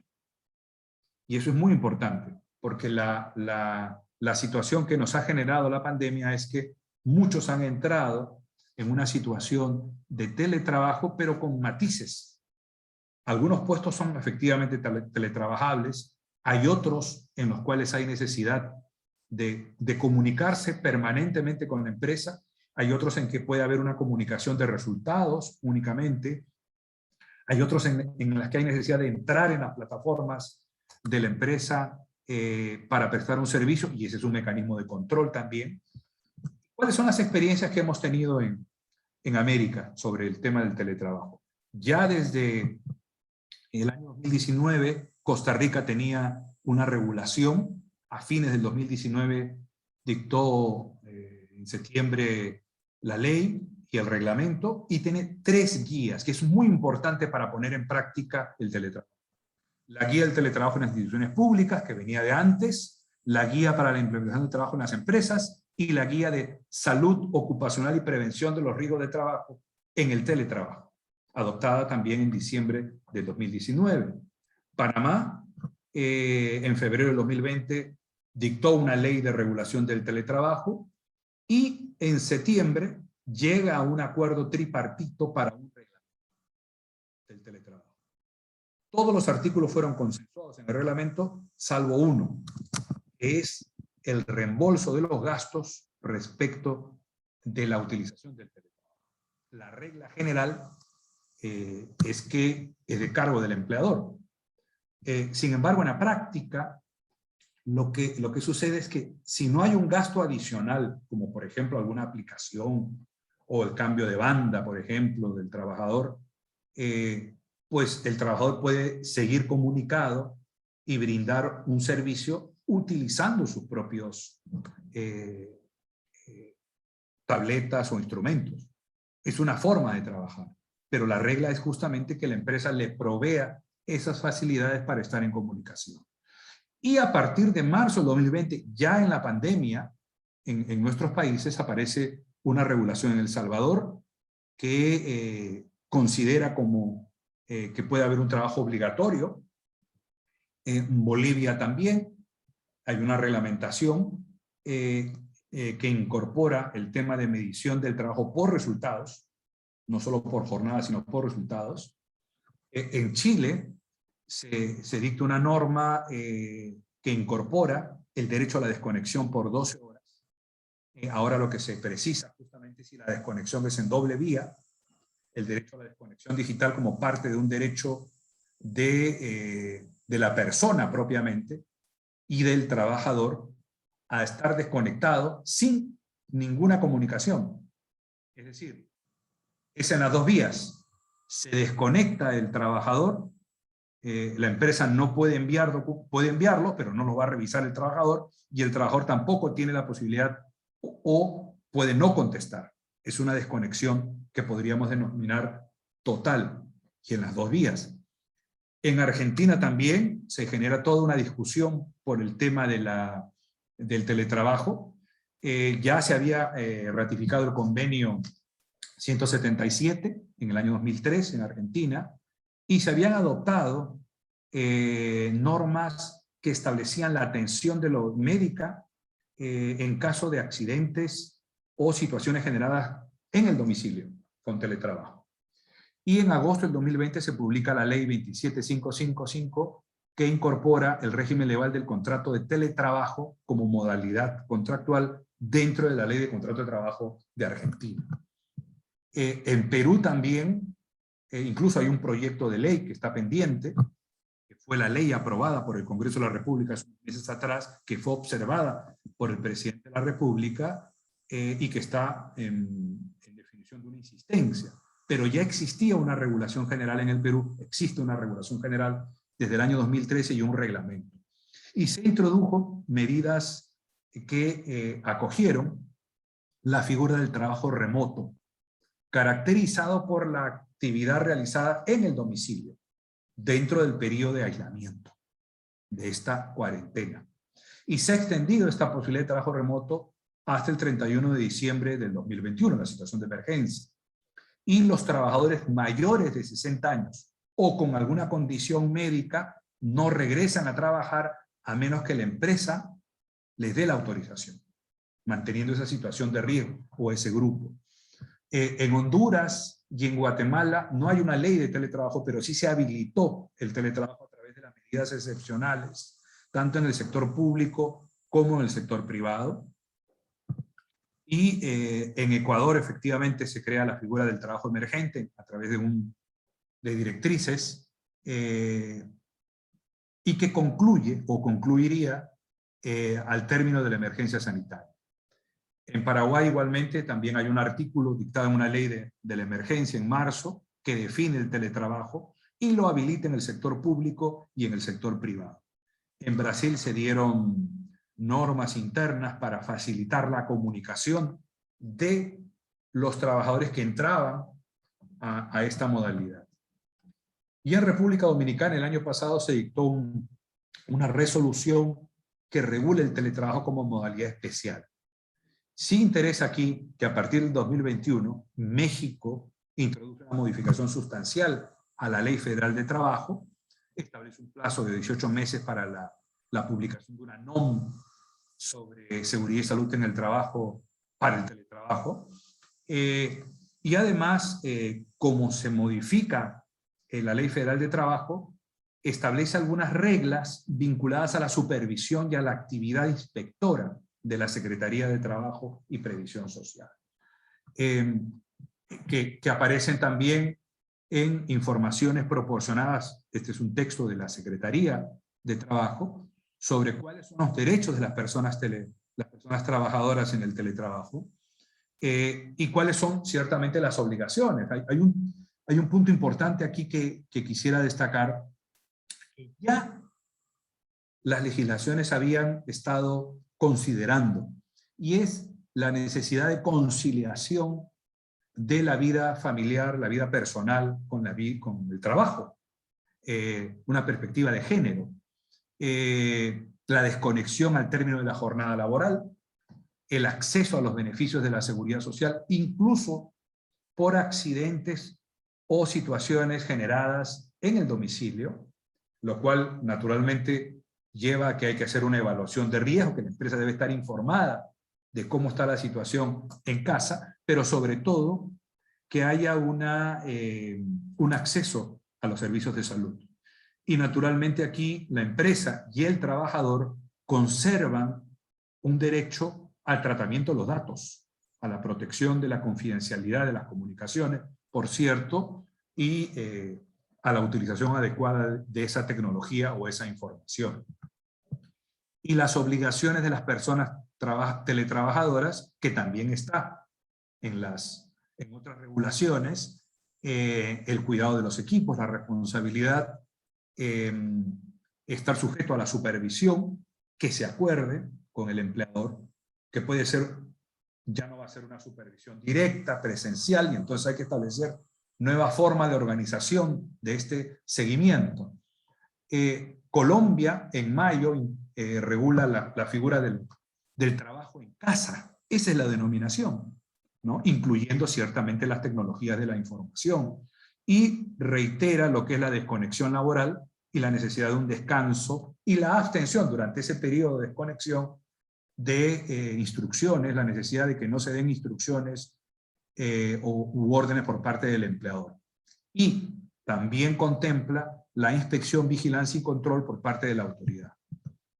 Y finalmente Uruguay, que hace unas semanas atrás ha aprobado por el Senado la ley de teletrabajo, que regula todos estos supuestos: teletrabajo, tiempo de trabajo, la intervención de la supervisión de la Inspección General de Trabajo, los gastos, la desconexión. Pero hay un tema que ha sido destacado por los analistas, y es que la ley siempre deja margen al acuerdo. Siempre deja margen al acuerdo. Entonces, claro, hay situaciones en las cuales las empresas pueden tener ya el régimen de teletrabajo y lo mantienen. No habría cambio. Esta ley lo que hace es más bien normalizar la situación. Pero es la última modificación legislativa que se ha dado. 14 legislaciones dentro del tiempo de la pandemia. Y todos ellos, todas estas, hacen referencia también a las reglas generales que tiene el teletrabajo. Que voluntario, por ejemplo, antes de la pandemia el trabajo era voluntario para el trabajador y para la empresa y requiere de un consentimiento escrito. Es reversible ese acuerdo, es decir, que en cualquier momento podían regresar a la presencialidad. Que se requiere igualdad de trato entre el trabajador presencial y el teletrabajador, que haya confidencialidad y derecho a la intimidad naturalmente, pero un reconocimiento del derecho a la supervisión por parte del empleador. Hay cambios en la organización y el tiempo de trabajo, porque la jornada debe adaptarse a este teletrabajo. Hay países en Europa, en España, la ley de teletrabajo introduce la posibilidad de pedir unos tiempos de descanso en la jornada, además del refrigerio y del almuerzo o de la interrupción de la jornada. Tiempos para atender algunos temas particulares dentro de casa. E incluso la posibilidad de pedir permiso en el caso de algunas personas que puedan tener cargas familiares y que tengan que realizar algunas actividades en forma inmediata para atender ese requerimiento familiar. En todo caso, lo que se abre aquí es una necesidad de adecuación entre lo que pasa en el domicilio y lo que pasa naturalmente con la vida de trabajo, ¿no? Los riesgos del trabajo que han adquirido categoría importante con la salud mental, el tecnoestrés, el aislamiento, los riesgos, el costo de los equipos y gastos que como regla general corresponden al empleador, ejercicio de derechos colectivos y formación, y la necesidad de un registro y supervisión por parte de la autoridad, que en algunos casos se ha identificado como un interés de los países en que las empresas comuniquen e informen a la autoridad cuáles son o quiénes son los trabajadores que están en esta modalidad. Hay necesidad naturalmente de tomar en consideración que en nuestros países hay una brecha digital. No todos tienen acceso a la internet, no todos tienen acceso a la banda ancha.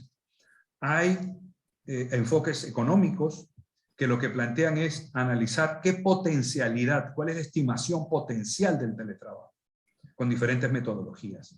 Y por ejemplo, en el caso de México, y este texto está planteado en el panorama laboral regional que tiene la Organización Internacional del Trabajo, siguiendo una metodología, habría una potencialidad del teletrabajo en México del 10% o del 22% de su población. Otros datos informan que las personas con acceso a Internet es del 50% en México. Y las personas con acceso a banda ancha es del 60%. ¿No? Entonces, pero esto naturalmente depende del tipo de trabajo que se realice, por requerir una comunicación en tiempo real. En todo caso, es un elemento a considerar para la proyección del teletrabajo de nuestras empresas, de nuestra organización. Que viene a continuación pues lo que viene es la práctica del teletrabajo. Ya estamos en un teletrabajo y hay necesidad de evaluar si ha sido de respuesta inmediata, si puede continuarse y, naturalmente, cuál es la organización y los resultados que tiene en nuestras empresas. Les agradezco por su atención y, naturalmente, quedo abierto a cualquier comunicación antes de la intervención de Claudia. Gracias, Fernando.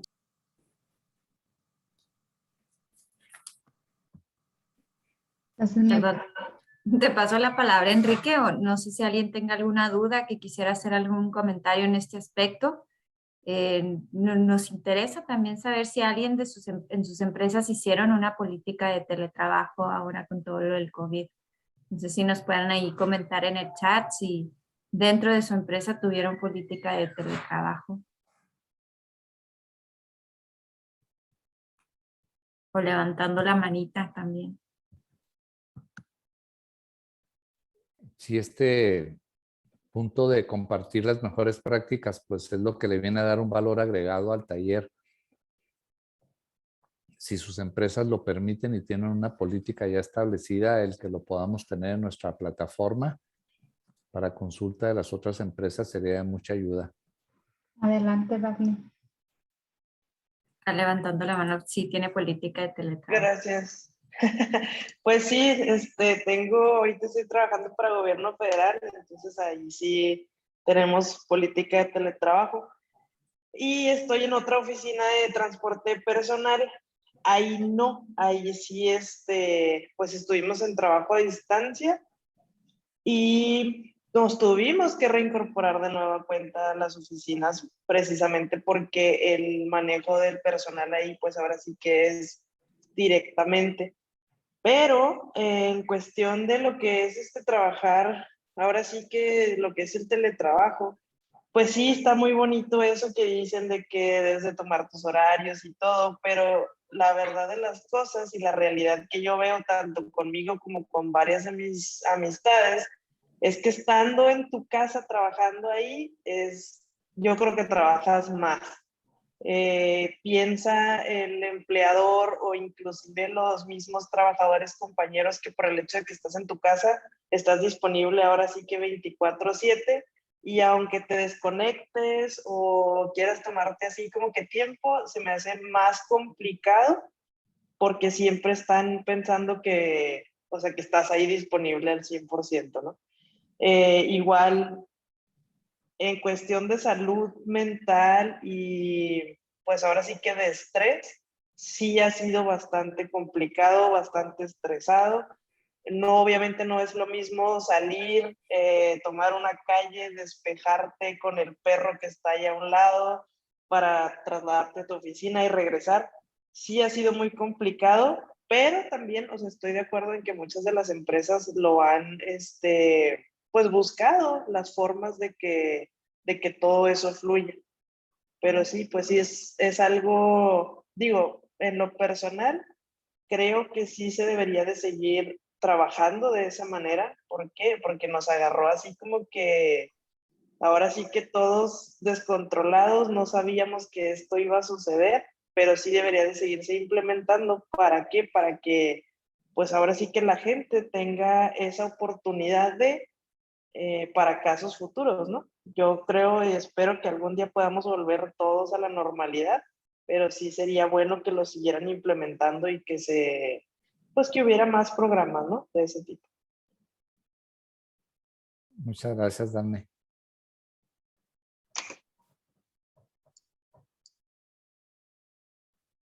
¿Alguien más que quisiera compartir alguna práctica, alguna situación que esté pasando?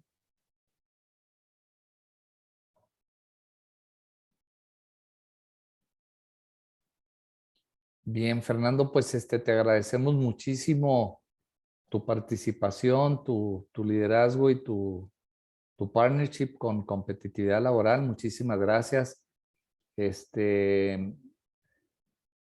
No sé si pudiéramos pasar al siguiente. Adelante. El siguiente tema. Claro. Muchísimas gracias, Fernando, también. Si te quedas, nos acompañas para que me corrijas cualquier cosa, porque a continuación voy a presentarles sobre la guía de autodiagnóstico empresarial y compartirles un poco de esta guía. No sé si estén viendo ya la pantalla grande de la presentación. Todavía no. ¿No? ¿Qué se ve? ¿Se ve la negro? Sí.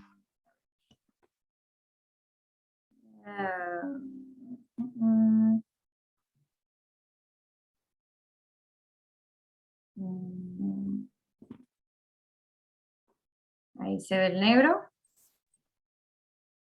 No, ya no está. ¿Se veía negro o no? Se veía en vista moderador. A ver. Estoy tratando de poner aquí. Ahí, listo. ¿Se ve la pantalla completa? ¿Sí? Sí. Y ahí también, ¿verdad? ¿Ya cambiaste de slide? No. Ok. Sí, se ve bien. Ok. Bueno, pues muchísimas gracias a Fernando por estos temas. Una forma en la que podemos aterrizar, y sobre todo los dos temas que comentaba Fernando al inicio, es esta herramienta que la Organización Internacional del Trabajo ha puesto a disposición en México. Nosotros personalmente, como programa de competitividad laboral, aún estamos trabajando en cómo generar un proyecto que beneficie a las empresas en el uso de esta herramienta. Pero se llama la Guía de Diagnóstico Laboral. Esta herramienta incluye 15 temas prioritarios, entre ellos pues los que han hablado nuestros últimos dos ponentes, que son de pues los principios fundamentales del trabajo, en trabajo forzoso, por ejemplo, trabajo infantil, discriminación, libertad de asociación, condiciones de trabajo, salario mínimo, jornada laboral, salud y seguridad, seguridad social, medio ambiente, seguridad ciudadana, proveedores, contratación equitativa, capacitación y gestión del COVID. Al decir herramientas, yo me refiero a una guía de cómo como empresa puedes implementar ciertas políticas y ir mejorando continuamente para cumplir con estos temas, así como una encuesta de autodiagnóstico. Y vamos a ver un poquito más al respecto. Pero cabe mencionar que esto es importante y que no es la única herramienta. Esta es una herramienta muy básica, pero, por ejemplo, ustedes pueden conocer mejor que yo, hay organizaciones que se dedican a hacer las auditorías internas en temas de responsabilidad empresarial, como es, bueno, el distintivo de empresas socialmente responsables. Hay una asociación que es la RBA, que se ha enfocado Responsible Business Alliance, que ha sido principalmente enfocada para la industria electrónica, pero ya está abierta a todo tipo de industrias. Y como ellos, hay algunos otros modelos de gestión que pueden apoyar a las empresas en el cumplimiento de estos aspectos, que si se fijan, coincide que son los mismos que vienen en todo este entorno que hemos estado dando la introducción, que es la reforma laboral y el Tratado de Comercio con México, Estados Unidos y Canadá. Si se fijan, temas que tienen muy fuertes, que vienen muy fuertes en la reforma y en el tratado y que vamos a estar viendo durante el transcurso del seminario, pues es la parte de discriminación. Ese tema viene bien fuerte, libertad de asociación, entre otros, ¿no? Entonces, lo que pueden ustedes, que de forma muy práctica, es usar, bueno, este sistema de medición, ¿no? Es cómo medir y mejorar el desempeño laboral de las empresas. Ahora sí que, como dice aquí, ¿no? Cuando una empresa toma la decisión estratégica de mejorar los estándares laborales, pues debe de saber que esto implica asumir un enfoque sistémico, ¿no? Esto tiene que ser integral y tiene que ser en todos los departamentos para asegurar la sostenibilidad de las mejoras que se vayan a implementar y responder a los cambios en las condiciones alrededor de la estrategia. Sí, como bien ustedes saben, pues hay factores continuamente que cambian la estrategia de las empresas. Hay factores internos como nuevos procedimientos, expansión de la empresa, nuevos gerentes, pero también hay factores externos como nuevas leyes, como lo hemos visto, pérdidas de clientes o clientes nuevos con exigencias laborales distintas. Entonces, todos estos factores se tienen que tomar en consideración para definir también sus modelos en gestión laboral, ¿no? O en herramientas.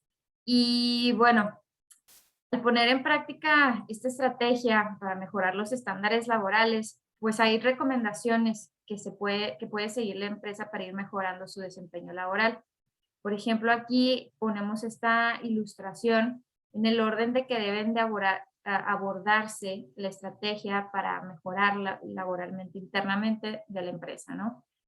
Para esto utilizamos el siguiente diagrama que muestra pues no solo los pasos necesarios para implementar un sistema de mejora laboral, sino también pues la naturaleza cíclica, ¿no? Porque no es algo que inicie y que termine, sino que es un trabajo que tiene que estarse dando continuamente para poder mejorar a futuro. El primer paso habla de crear un comité laboral multidisciplinario. Y esto se los comento porque como los temas de la guía también te dice pues cómo implementarla, ¿no? Cómo tomarla. Entonces, estas son las recomendaciones que ellos hacen, ¿no? Necesitas armar este comité de prácticas laborales como una iniciativa participativa o integrante de empleados de todos los niveles. Esto, pues que sean responsables para diseñar esta estrategia de mejora laboral continua y auditar a la empresa de que se esté cumpliendo con estos aspectos, ¿no? El segundo paso nos recomiendan capacitar al comité laboral antes de comenzar a trabajar para que conozcan todas las normativas internacionales y requerimientos laborales de la empresa. Esto para permitir pues mayor fluidez en la comunicación. También la tercera recomendación nos dice es realizar una autoevaluación interna para medir la situación actual. Y esto es lo que nos provee esta herramienta, una autoevaluación interna, que ya una vez que el comité pues está convencido de toda esta implementación, esta herramienta pues ayuda a autoevaluar o crear un diagnóstico de la situación actual de las prácticas laborales de la empresa en base a esos 15 temas prioritarios.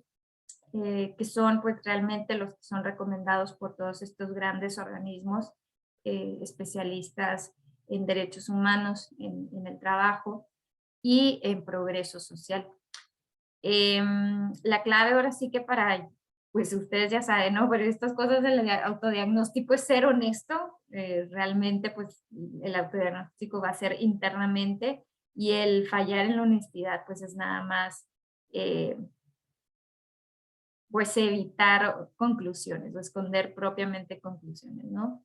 La cuarta recomendación que nos hacen es crear políticas y procesos con base a las oportunidades que surgen en el autodiagnóstico. El comité pues puede desarrollar un plan de mejora laboral con acciones correctivas. La siguiente recomendación es mejorar la comunicación. No importa el tamaño de la empresa, obviamente que todos estos ajustes tienen que ser de acuerdo, adaptado al tamaño de la empresa, pero es importante diseñar una estrategia de comunicación tanto interna como a lo externo de la empresa, que pueda generar el compromiso de todos los que están involucrados con la empresa para mejorar esos estándares laborales, ¿no? Muchas empresas a lo mejor del sector de manufactura nos van a decir, pues, oh, sabes que yo ya tengo todo eso, ¿no? Inclusive con la norma 35 ya lo implementamos, pero ¿cómo lo están haciendo también o implementando con sus proveedores, ¿no? Que es la conocida cadena de valor. Entonces, eso es un aspecto también importante que pueden ver aquí. La autoevaluación ha sido basada en algunas certificaciones para construirse, que son estas que ponemos aquí: Social Accountability International, Fair Labor Association, Better Work, Worldwide Responsible Accredited Productions y International Finance Corporation. Y esta guía la pueden ustedes visitar en nuestra página de internet de competitividadlaboral.org. Tienen que crear un usuario en la parte de registrarse, pueden tomar la versión básica o la versión completa. La básica son como 25 preguntas, la completa son como unas entre 10 y 25 preguntas por tema y empiezas a contestar. Realmente la mayoría de las preguntas son en cuestión de sí o no. El enfoque de la guía fue desarrollado para ser implementada desde la perspectiva desde la empresa, como beneficiario directo. Y el cumplimiento, y esto pues teniendo como base que el cumplimiento laboral les va a generar a ustedes mayor productividad y competitividad, ¿no? Que ese es el enfoque de esta guía, ¿no? No darles más carga, sino conocer que a través de estos métodos pues podemos ser más productivos. Y esta guía también está desarrollada para ser autoadministrada. Esto es que cualquier representante administrativo interno puede completarla, el comité que se cree laboral puede completarla y pues va a ser un espejo de las condiciones actuales, ¿no? Y finalmente pues también esta guía obviamente está basada en los estándares laborales mundiales y pues es como una parte de promoción también de una cultura de cumplimiento en la normativa pues nacional y ahora internacional. Tiene su metodología de implementación. Esto pues realmente es muy fácil. Ya una vez que hayan contestado cada uno de los temas, les va a dar la pantalla pues un resumen de resultados.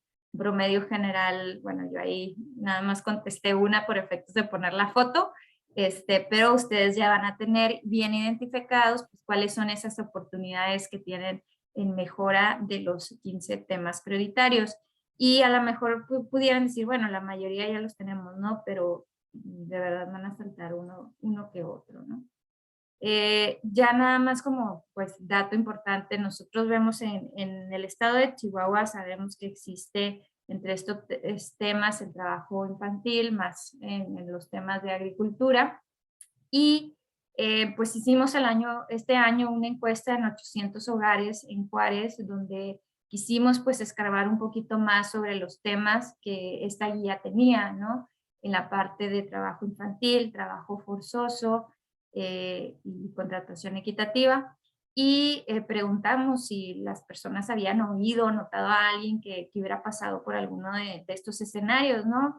Que fueran menores de 16 años trabajando, un migrante pagando una cuota. Entonces, en menores de 16 años, 22% nos contestaron que sí conocían a alguien en esta situación. Un migrante pagando una cuota, el 8% nos comentó que conocía a alguien, que es migrantes pagando una cuota a la empresa para la que trabaja. O sea, básicamente, pues trabajo forzado. Y un migrante que esté siendo retenido a la fuerza para la empresa para la que trabaja también.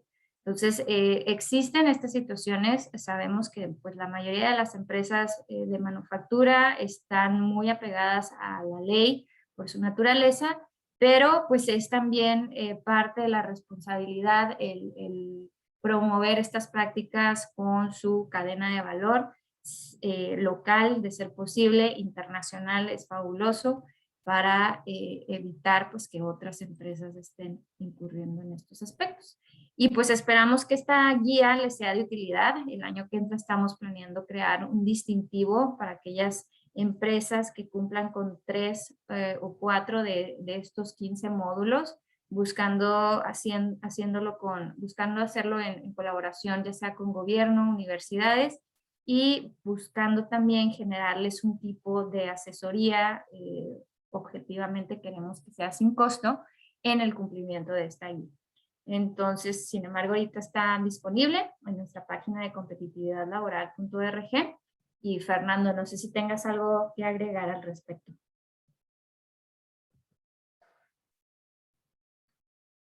Es un buen referente, es un buen referente a seguir en las empresas la guía, para aplicarla en la organización interna y como parte de las relaciones laborales. Gracias. Gracias, Fernando. Pues no sé si tengan alguna pregunta, dudas, comentarios, sugerencias, chismes. Ya estamos en jueves. Jorge Ricardo, adelante. Gracias. No sé si me pueden ver ahí. Sí, te vemos Sí, bien. te vemos. Te vimos. Gracias, es que ando en el celular. Una pregunta.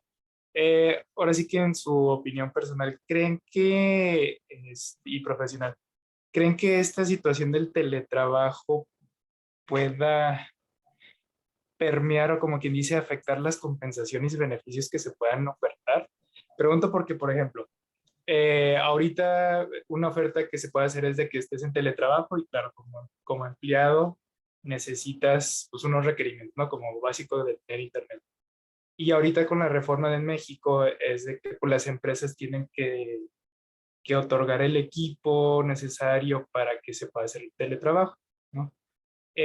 Conforme se vaya normalizando esto, ¿creen que puede hacer de que las empresas ofrezcan de que yo te ofrezco a tu casa el internet más rápido que tengas disponible o algo por el estilo, ¿no? Porque conforme a esto va pasando, yo creo que pues la brecha va a ser más competitivo, ¿no? O sea, va a ser de que, oye, ¿tú qué me ofreces?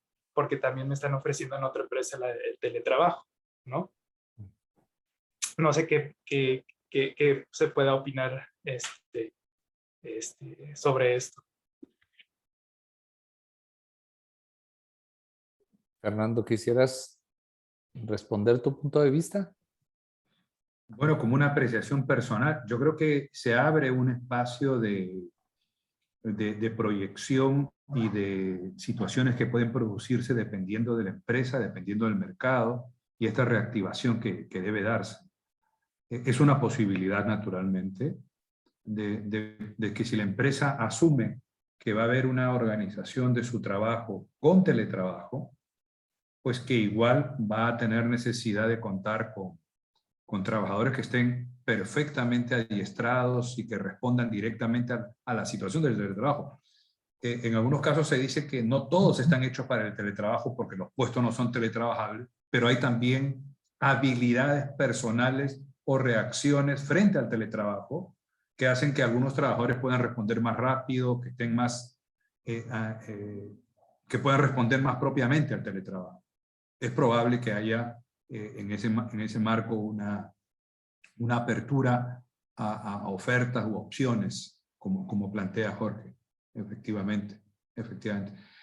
Para la retención o para la contratación de personal que podríamos denominar hecho o más, con mayor disposición o habilidades para el teletrabajo. Ok, perfecto. Gracias por eso. Dafne. Sí, de hecho, en algunas áreas ya se está manejando ese tipo, sobre todo lo que son ingenierías en sistemas. Les digo porque mi hermano y otro de mis primos trabajan en ello y a ellos ya les dijeron que hasta el 2023 van a estar trabajando como teletrabajo porque a la empresa le fue más favorable ese tipo de trabajo y que es posible que se extienda más. Él trabaja en HP, es una de las empresas que están, por decir marcas, ¿verdad? Es una de las empresas que está ofertando ese tipo de trabajo.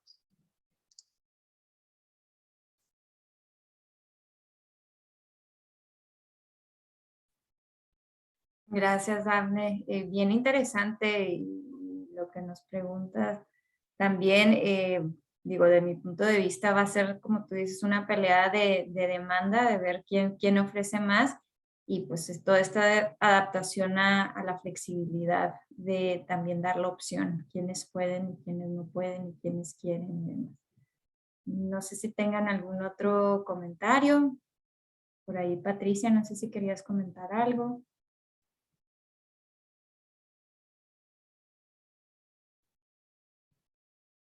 ¿O alguna otra pregunta?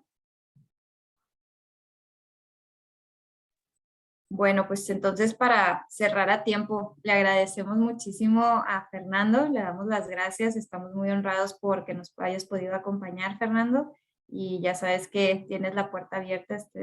Este programa es tu casa, igual que Juárez, aunque sea de forma remota, y muchísimas gracias por todo este conocimiento.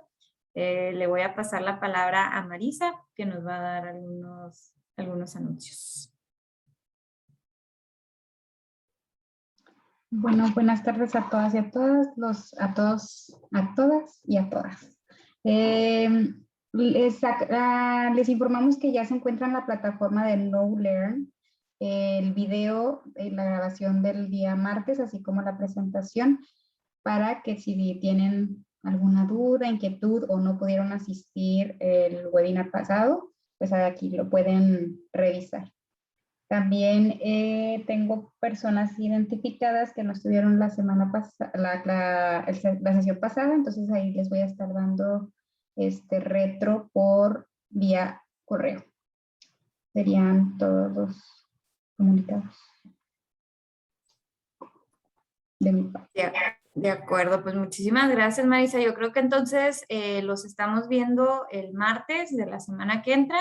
Igual es 5 p.m. de Chihuahua, 6 p.m. Ciudad de México. Y pues nada más si me pueden abrir las cámaras para tomarnos una foto. Esto es al final de cada sesión, así es que todavía no se pongan pijamas, por favor, antes de abrir la cámara, porque... No, la mayoría está todavía en el trabajo. Nuestra foto del recuerdo. La mayoría están overview, están haciendo tiempo extra, capacitándose. No, y está mejor para que pase el tráfico de las ciudades. A la una.